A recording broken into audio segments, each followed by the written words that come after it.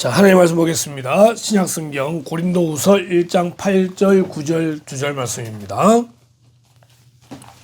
신약성경 286페이지 고린도후서 1장 8절 9절 우리 2절 말씀 같이 읽겠습니다.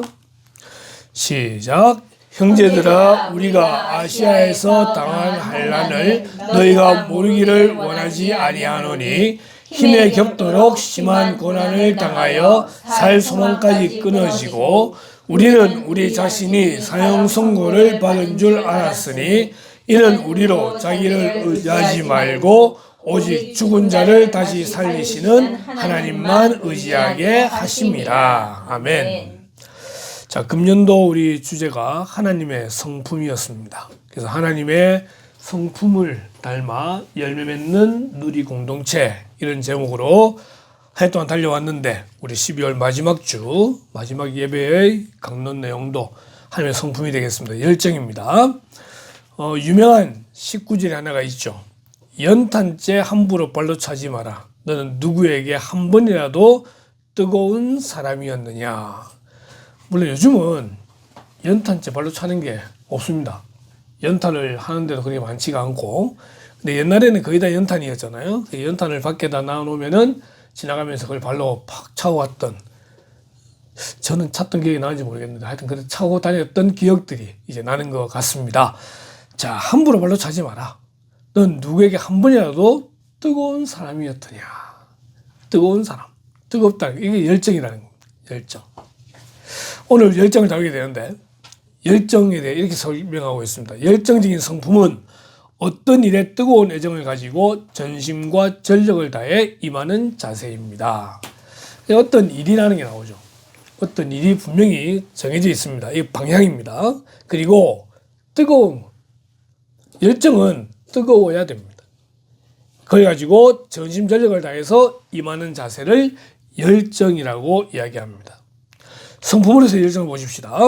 열정적인 성품은 일반적으로 어떤 목적을 이루기 위해서 뜨거운 애정과 열심을 가지고 지속적으로 전심과 전력을 다하는 자세를 의미합니다. 전심전력.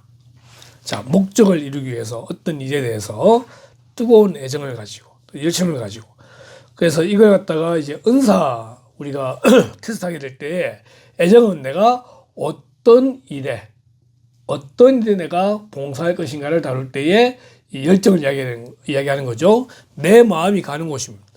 내 마음이 뜨겁게 그쪽으로 가는 것을 우리는 열정이라고 말합니다. 자, 성경에서 말하는 열정은요, 하나님의 열정적인 성품을 닮아가는 것을 포함합니다. 그러니까 내가 원하는 거긴 한데 이 원하는 것이 하나님의 마음과 일치되는 거죠. 그래서 그 하나님의 성품을 닮아서 거기에 뜨거운 애정이 쏟아지는 것을 열정이라고 말을 합니다. 하나님은 그분의 백성들을 향한 열정을 가지고 포기하지 않고 구원하시며 하나님 나라를 이루어 가십니다. 다시 다루게 되겠지만은 하나님의 열정은요, 하나님의 백성에게 꽂혀 있었습니다. 그리고 하나님 나라에 대한 말씀을 보게 되죠.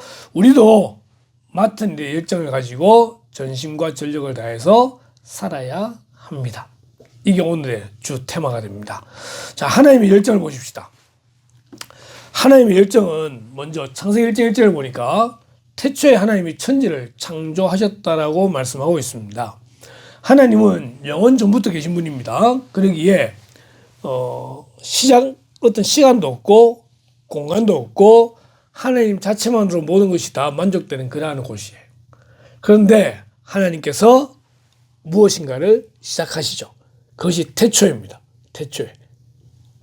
무엇이 시작되는 in the beginning이라고 그러는데, 그때 하나님이 천지를 창조하셨습니다. 왜요? 하나님의 열정으로 인해서. 하나님의 열정으로 인해서 무언가를 하시게 되는 거예요. 그래서 하나님이 천지를 창조하시게 되는 거죠. 며칠간 창조하시게 됩니까? 7일 동안 창조하시게 됩니다. 그 마지막 7째 날은 쉬는 날로 만드시게 되죠. 하나님이 그 7째 날을 복되게 하사 거룩하게 하셨으니 이는 하나님이 그 창조하시며 만드시던 모든 일을 마치시고 그날에 안식하셨음이니라. 하나님은 천지를 창조하셨습니다. 하나님의 열정을 가지고 첫째 날 빛을 만드시고, 둘째 날 궁창을 만드시고, 물을 분리하시고, 그 다음에 셋째 날 땅과 바다를 만드시고, 이런 일을 다 진행해 나가시게 되는 거죠. 하나님은 그 열정으로 일을 감당하셨다는 것입니다. 6장에는 보니까 사람이 죄를 지어요. 우리가 3장에 보면은요, 아담과 하와가 죄를 짓게 되어지고요, 그리고 에덴 동산에서 쫓겨나게 됩니다. 쫓겨난 다음에 그들이 아이를 낳는데 가인과 아벨을 낳게 되죠. 이 가인이 아벨을 돌로 쳐 죽인 일이 생기게 됩니다. 그리고 또 셋이라는 또 다른 아들이 있게 되는데, 이때부터 가인의 후손과 셋의 후손 두 갈래로 나뉘게 됩니다. 가인의 후손은 하나님이 없는 사람 중심의 문화가 만들어지게 되고요, 셋의 문화는 하나님께 예배하는 문화가 됩니다. 그런데 어느 순간에 이 둘이 같이 합쳐지게 되면서 생각하는 것부터가 악하고 하나님을 떠나는 문화가 만들어지게 되더라는 거예요. 성경 보니까 하나님의 아들들이 삶의 딸들의 아름다움을 보고 그들을 취하여 결혼을 한다라고 되어 있습니다. 이들의 문화가 섞여서 하나님을 제외하는 이런 상황이 되었을 때, 하나님이 여호와께서 사람의 죄악이 세상에 가득함과 그의 마음으로 생각하는 모든 계획이 항상 악할 뿐임을 보시고 땅 위에 사람 지으셨음을 한탄하사 마음에 근심하시고 이르시되, 내가 창조한 사람을 내가 지면에서 쓸어버리되 사람으로부터 가축과 기는 것과 공중의 새까지 그래야 하리니 이는 내가 그것들을 지었음을 한탄함이니라. 그래서 40일 동안 비가 오게 되고 땅이 터지고 하늘이 열리고 이러면서 온 땅이 물로 가득 차버리게 되더라는 것입니다. 하나님의 열정은 여기서 어떻게 나타나느냐, 이 가운데서 노아를 부르시더라는 겁니다. 노아를 부르시고 그의 가족들로 하여금 방주를 짓도록 만드셔서 그 가정을 구원해 내십니다. 그렇게 하셔야 되는 이유가 무엇이냐, 결국은 그 후손들을 통하여 메시아를 보내시기 위해서 하나님은 그 열정으로 작업을 하고 계시더라는 것입니다. 창세기 12장에 여호와께서 아브라함에게 이르시되, 너는 너의 고향과 친척과 아버지의 집을 떠나 내가 내게 보여줄 땅으로 가라. 내가 너를 큰 민족을 이루고 내게 복을 주어 내 이름을 창대하게 하리니 너는 복이 될지라. 노아의 가족들이 이제는 방주를 지었습니다. 그리고 방주에 타고 난 다음에 비가 내려서 세상의 모든 코로 숨쉬는 건 다 죽게 됩니다. 살아남은 것은 노아의 가족 8명입니다. 셈과 함과 야벳이라는 이 세 아들의 후손들 중에서 특별히 첫째인 셈의 후손 가운데에 아브라함이라는 사람이 있게 되었고요, 하나님은 이 아브라함을 선택하셔서 이 아브라함의 후손 가운데 메시아가 태어나도록 작업을 하고 계시다는 것입니다. 하나님은 쉬고 계시는 분이 아니라 하나님의 일을 위하여 지극히 열정적으로 일하고 계신 것을 보게 됩니다. 그 수많은 사람 가운데 아브라함을 택하시고 아브라함에게 아들 이삭을 주시고 야곱을 택하시고, 그래서 그대의 민족들을 통해서 메시아가 태어나도록 하셨습니다. 야곱 때에 온 가족이 함께 애굽으로 이주하게 됩니다. 이주하고 난 다음에 요셉을 통하여 그 애굽이라는 땅이 잘 살게 되었는데, 왕조가 바뀌면서 요셉을 모르던 왕이 이제는 이 야곱의 가족들, 숫자가 많아지게 된 이 히브리 민족을 탄압하게 됩니다. 그래서 그들은 거의 400년 동안을 노예로 애굽 땅에서 살게 됩니다.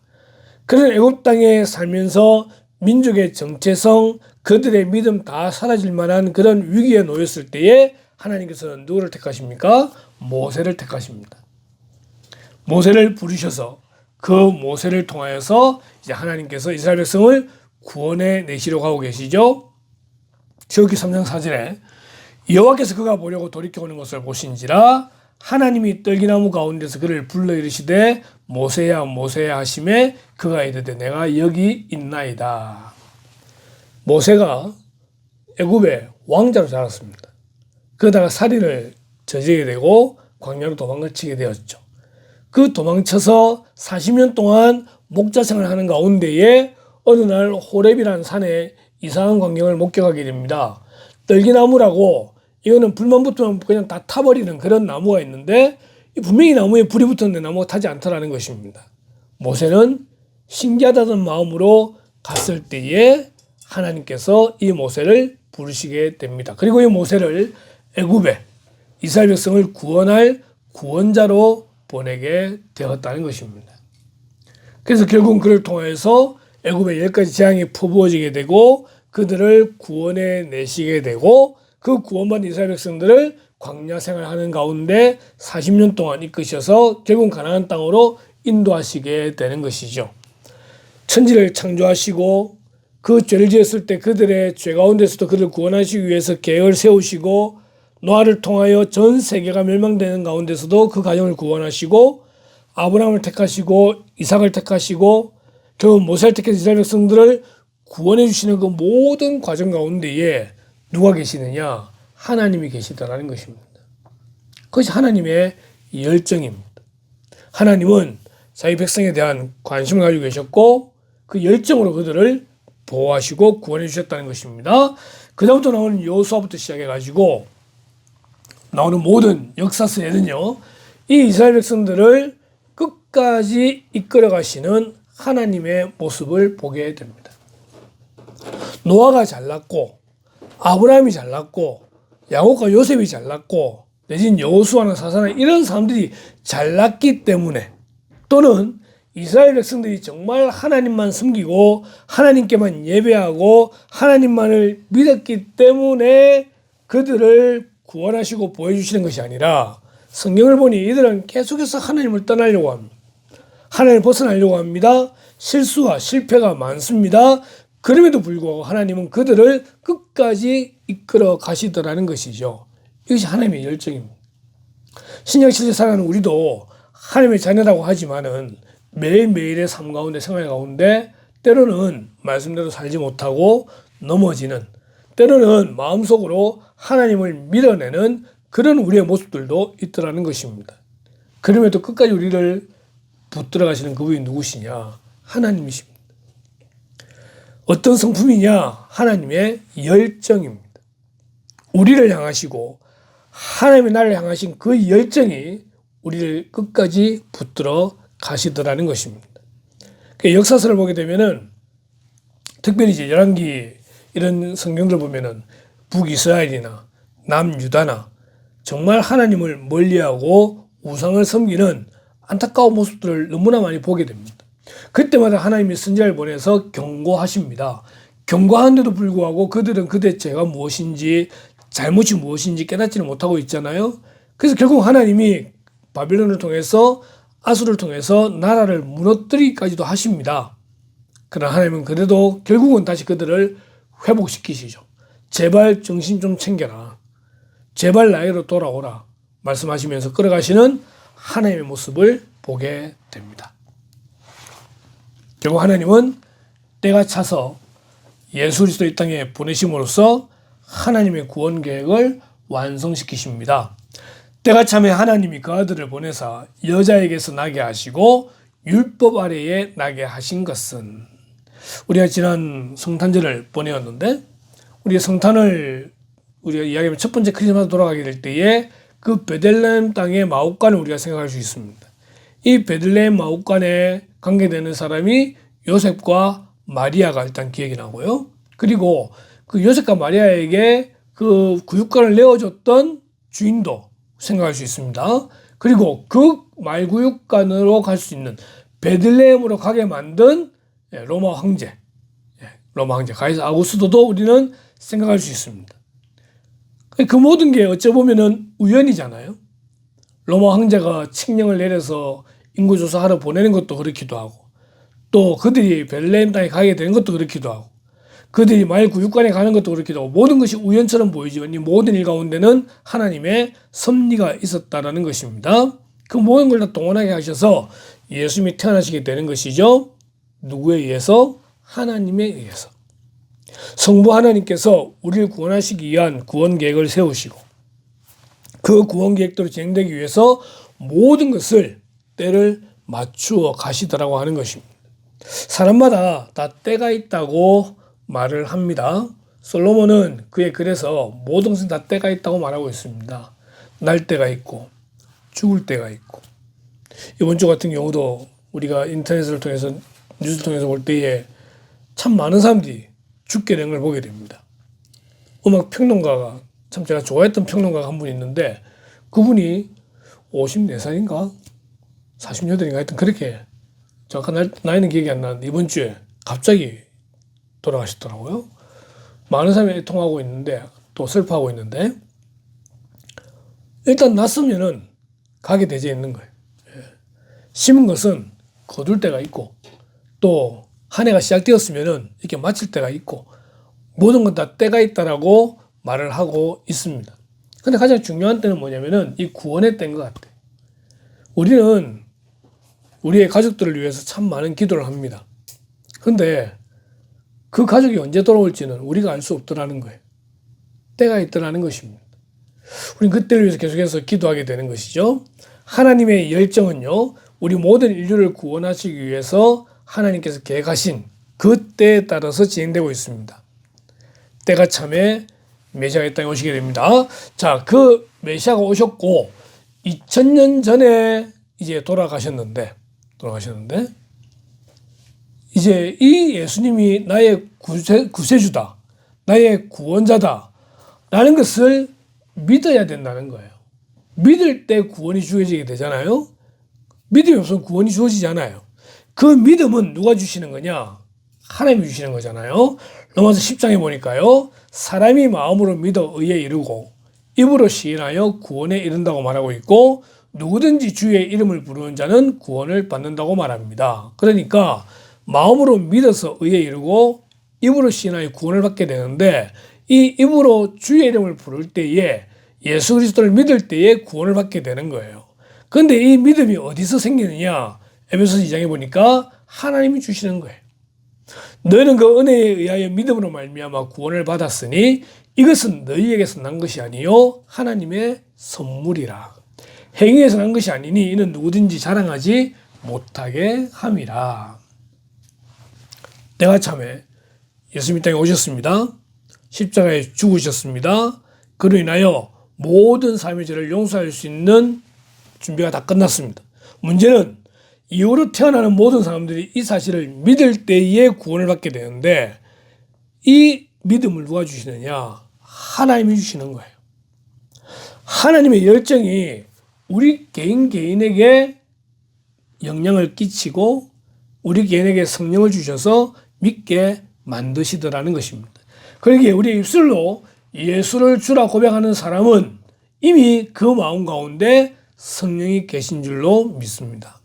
성령이 계시기에 우리가 입술로 예수님을 나의 주라 고백할 수 있게 되는 거예요. 그 성령을 부어주신 분이 누구십니까? 하나님이십니다. 그러니까 하나님은 우리를 구원하시기 위해서 최선을 다해 열정으로 우리를 이끌어 가시게 되는 거예요. 하나님의 열정이 크게 두 가지로 나타납니다. 첫 번째는 하나님이 세상을 창조할 때에 그 열정으로 세상을 창조하시게 됩니다. 그런데 범죄하게 되잖아요. 그 범죄한 인간을 향해서 하나님은 또한 열정을 품고 계시고 결국은 한 사람 한 사람을 구원하시게 되더라는 것입니다. 우리가 이 자리에 앉아 있는 것은 나에게 성령을 주셔서 나를 예수를 믿게 만드시고 구원받게 만드신 하나님의 열정 때문입니다. 열정은 뜨거움이라 그랬죠. 열정은요, 관심입니다. 우리가 우리의 자녀들에게 열정적이어야 되잖아요. 그 마음이 식어버리면은 문제가 되는 거잖아요. 관심을 가지고 지키고 보호해주고 필요를 채워주고, 이게 열정이 들어가는 것입니다. 하나님은 그렇게 열정을 행하고 계십니다. 사도 바울도 오늘 글에서도 그렇지만은 그의 열정을 설명해주고 있습니다. 사도 바울은 먼저 복음에 대한 열정이 있었습니다. 로마서 1장에 보니까요, 내가 복음을 부끄러워하지 아니하노니 이 복음은 모든 믿는 자에게 구원을 주시는 하나님의 능력이 됨이라. 먼저는 유대인에게요, 그리고 헬라인에게로다. 복음에는 하나님의 의가 나타나서 믿음으로 믿음에 이르게 하나니 의롭된 바 오직 의인은 믿음으로 말미암아 살리라 함과 같으니라. 복음을 부끄러워하지 아니하노니. 우리는 사도 바울이 어떻게 예수를 믿게 됐는지 알고 있습니다. 그가 젊은 나이에 권력을 가지고 권세를 가지고 행하던 가운데에 다메섹에 있는 예수 믿는 사람을 잡으러 가는 가운데에 예수님을 만나게 됩니다. 이전에는 예수는요, 신성 모독죄를 가지고 십자가에 죽은 죄인이에요. 하나님의 아들로 사칭한 그런 죄인이었습니다. 당시에 사도들이 또는 제자들이 또는 성도들이 예수는 하나님의 아들이라 말하는 것에 대해서 철저히 부정했던 게 사도 바울입니다. 그런데 이 사도 바울이 예수님을 만나고 난 다음에 변화된 다음에 이제 그의 입술에서 복음이 나오는 거예요. 복음은 예수님의 십자가입니다. 복음은 천국을 우리에게 설명해 주고 있고 부활을 설명해 주고 있습니다. 이 복음을 전하는 것이 결코 부끄러운 것이 아니다라고 사도 바울은 말하고 있습니다. 이 복음은 모든 믿는 자에게 구원을 주시는 하나님의 능력이 되더라는 것이죠. 외쳐야, 전해야 그것을 듣게 되고 그걸 들을 때 그 마음에 믿음이 생겨나기 때문에 사도 바울은 이 복음에 대한 열정으로 살아갔던 사람이다, 이렇게 말할 수 있습니다. 사도 바울이 세계 전도 여행을 4차까지 하게 됩니다.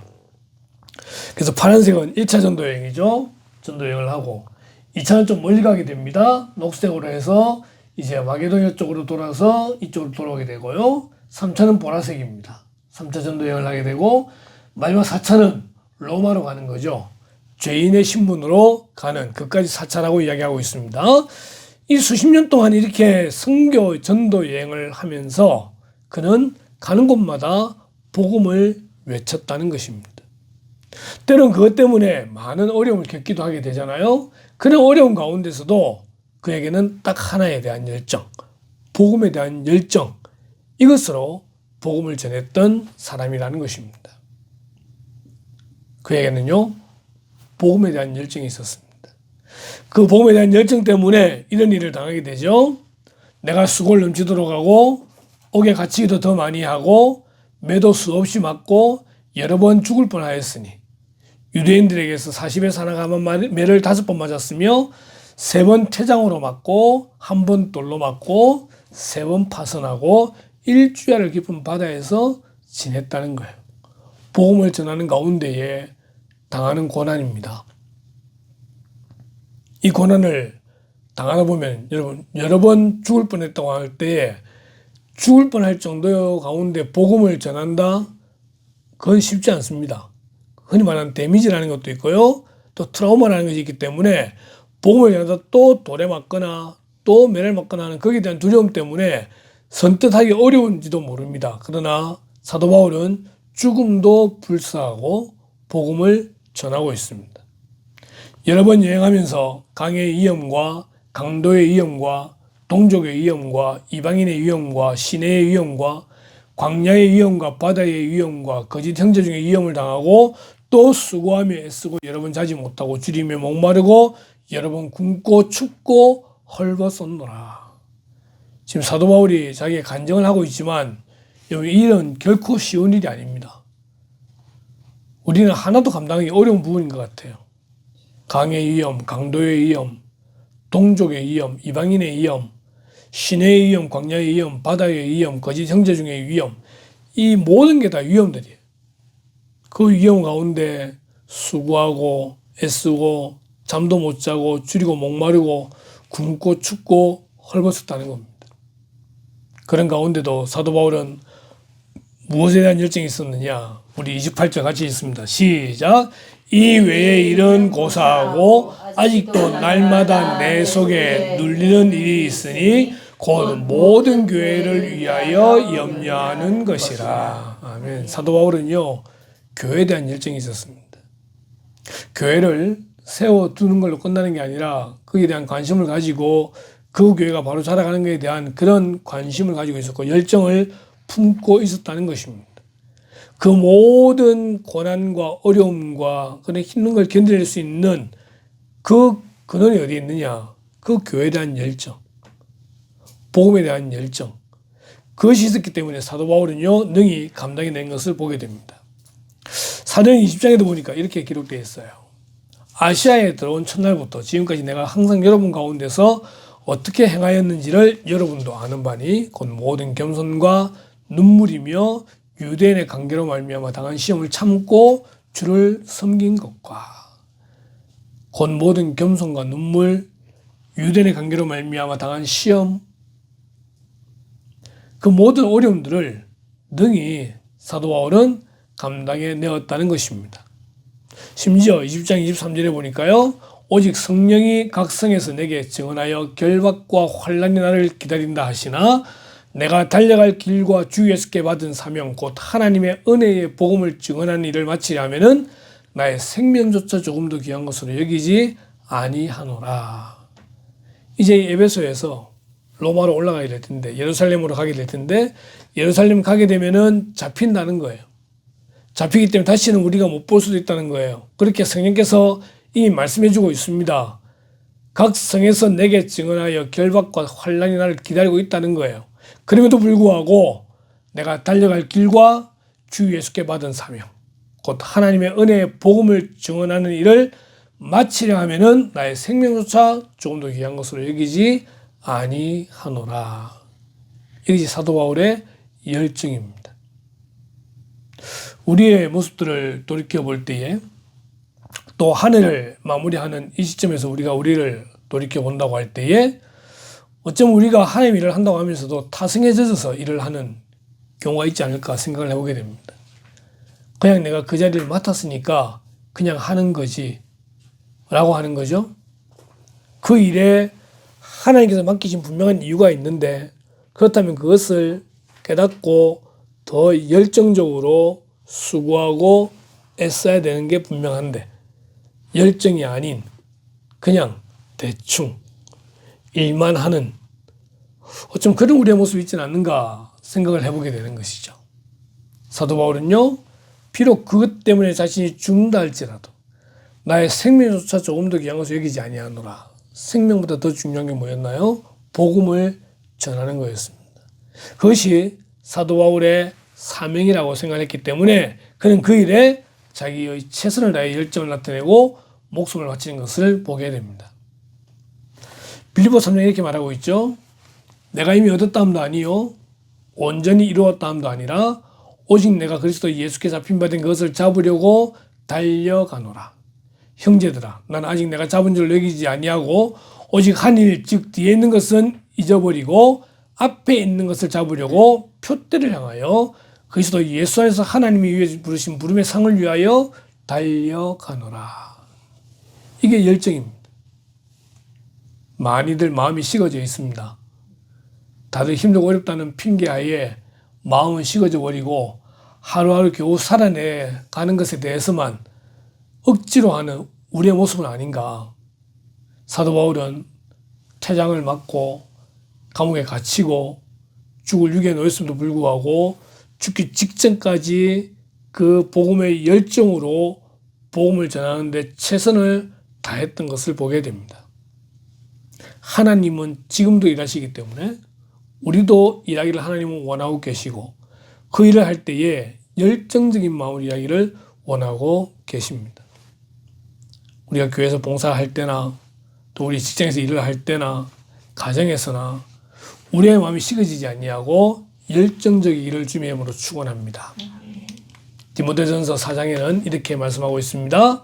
네 속에 있는 은사 곧 장로의 회에서 안수받을 때 예언을 통하여 받은 것을 가볍게 여기지 말며 이 모든 일에 전심전력하여 너의 성숙함을 모든 사람에게 나타나게 하라. 네가 네 자신과 가르침을 살펴 이 일을 계속하라. 이것을 행함으로 내 자신과 내게 듣는 자를 구원하리라. 하나님 우리 모두에게 은사라는 걸 주셨습니다. 다른 말로 하면 달란트입니다. 이 달란트는 사용하기 위해서 우리에게 주셨고 하나님의 나라를 함께 세우도록 하기 위해서 은사라는 것을 주시게 됩니다. 이 은사는 2달란트, 5달란트처럼 최선을 다해서 이익을 남기도록 주신 건데 이것을 그냥 그대로 아무것도 쓰지 아니하고 남겨두게 되면은 있는 것도 빼앗기게 된다고 말씀하고 있는 것이죠. 그런데 우리의 마음은 지금 어떻습니까? 오히려 달란트를 죽여가고 있습니다. 우리라는 말이 아니라 저에게 적용해 볼 때에 제게 주어진 많은 달란트가 있는데 제가 계속해서 품고 있었던 생각이 뭐냐면은 이 달란트 이제 다 죽였다. 더 이상 달란트를 사용할 수가 없다. 그러니까 이제 모든 일을 다 멈춰야 되겠다. 라는 생각을 이 12월 한 달 동안 계속하고 있는 것 같아요. 여러 가지 힘이 들죠. 어렵죠. 때로는 돈도 벌어야 되기도 하죠. 그것 때문에 그런 일하는 게 거추장스럽게 되어지는 상황이 됩니다. 그래서 이 일을 못하겠다고 말을 합니다. 또 일을 못하겠다고 말을 합니다. 사실은 그게 하나님의 사역이고 맡기신 일들이 분명한데도 불구하고 이제 내 개인 때문에 이걸 못하겠다라고 내려두고 하고 보니까 더 이상 내 달란트를 사용할 데가 아무데도 없다는 생각이 들게 되어지고 그것 때문에 이제 더 이상 달란트를 쓰지 않겠다라고 하는 마음을 품게 되는 것입니다. 이것이 죄라는 겁니다. 사도 바울은 말합니다. 이 모든 일에 전심전력하여 너의 성숙함을 모든 사람에게 나타나게 하라. 그럼에도 불구하고 전심전력하라고 말하고 있고 내 자신과 가르침을 살펴 이 일을 계속하라 말하고 있습니다. 고민해 봐야 될 것 같습니다. 다 내려놓겠다고 했던 것에 대해서 다시 고민을 해보는 그런 말씀을 주어지고 있는데 열정, 우리에게 필요한 하나님이 주시는 그러한 마음인 것 같습니다. 오늘의 결론적인 말씀은 디모데후서 4장입니다. 나는 선한 싸움을 싸우고 나의 달려갈 길을 마치고 믿음을 지켰으니 이제 후로는 나를 위하여 의의 면류관이 예비되었으므로 주 곧 의로우신 재판장이 그날 내게 주실 것이며 내게만 아니라 주의 나타나심을 사모하는 모든 자에게도니라. 우리가 이 시간이라는 게 참 희한한 것 같아요. 하나님 우리에게 시간을 주셨는데 이 시간이 있기 때문에 우리는 되돌아보기도 하고 반성하기도 하고 또 새로운 결심을 할 수 있는 것 같아요. 한 해라는 시간이 있으니까 한 해를 처음 시작할 때부터 마칠 때의 이 시간을 우리는 돌아볼 수 있습니다. 개인적으로 하루 24시간이 있죠. 오늘 아침에 장집사님하고 차 타고 오면서 이야기할 때 어머님이 하시는 말씀이 하루하루는 진짜 안 가는데 1년은 진짜 빨리 간다 그러시더라고요. 진짜 1년이 빨리 간 것 같습니다. 우리는 하루하루도 돌아봐야 되고 또한 1년도 돌아보게 되고 결국 우리의 생명이 왔기 때문에 마치는 때까지 또 마지막 때는 우리는 생각을 하게 되잖아요. 그죠? 근데 이 마지막 시간들은 우리가 정할 수 있는 시간이 아니에요. 하나님께서 부르시는 그때 우리는 가게 되는 거잖아요. 그때까지 우리는 선한 싸움을 달려야 되는 거예요. 그때까지 우리는 믿음을 지키고 있어야 되는 거예요. 그때까지는 우리가 주어진 사명을 최선을 다해서 감당을 해야 되더라는 것입니다. 이 열정이 식어지지 않기를 바랍니다. 이 열정이 무너지지 않기를 바랍니다. 누가 보더라도 참 열정적인 사람이다. 특히 하나님 나라의 복음에 대하여서 하나님 나라의 일에 대해서 열정적인 사람이다라는 그런 말을 듣는 저와 여러분이 되었으면 좋겠습니다. 한 해를 마무리합니다. 새해를 시작하면서 또 새로운 열정으로 한 해를 시작할 수 있게 되길 바라고 우리가 있는 그 모든 삶의 영역들마다 우리의 열정으로 인해서 변화되어지는 아름다운 모습 우리가 기대해 보기를 주님의 이름으로 축원합니다. 기도하겠습니다. 이 세상을 창조하시고 우리를 구원하시기 위하여 지금도 열정적으로 일하시는 하나님의 그 성품을 기억합니다. 우리들에게도 열정을 주셔서 하나님의 일에 대하여 수고함을 아끼지 마라 말씀하시는데 하나님 식어진 우리의 마음을 용서하여 주시옵시고 하나님 나라를 위하여 다시 한번 일어나는 그런 제들 될 수 있기를 소원합니다. 이 열정을 통하여 우리가 복음을 전하는 일에 최선을 다하게 하시고 이 열정을 통하여 하나님 나라의 일을 감당하는 데 최선을 다하게 하셔서 그로 인하여 아름다운 열매가 맺어지게 되는 그러한 제들 될 수 있도록 인도하시기를 원합니다. 사도 바울처럼 힘들고 어렵고 심지어는 살 소망까지 끊어지고 아무런 소망이 없다고 하는 그러한 때임에도 불구하고 마지막까지 최선을 다해 열정을 품을 때에 그를 통하여 귀한 열매 맺으시는 하나님을 기억하면서 하나님 이제 이 한 달 마무리하고 새해를 시작할 때에도 다시 한번 열정적인 그런 일을 될 수 있도록 인도하시고 죄를 통하여 하나님의 나라가 확장되어지는 아름다운 모습을 꿈꾸는 일을 될 수 있도록 인도하시길 원하올 때에 이 모든 말씀을 예수님의 이름으로 기도드리옵나이다. 아멘.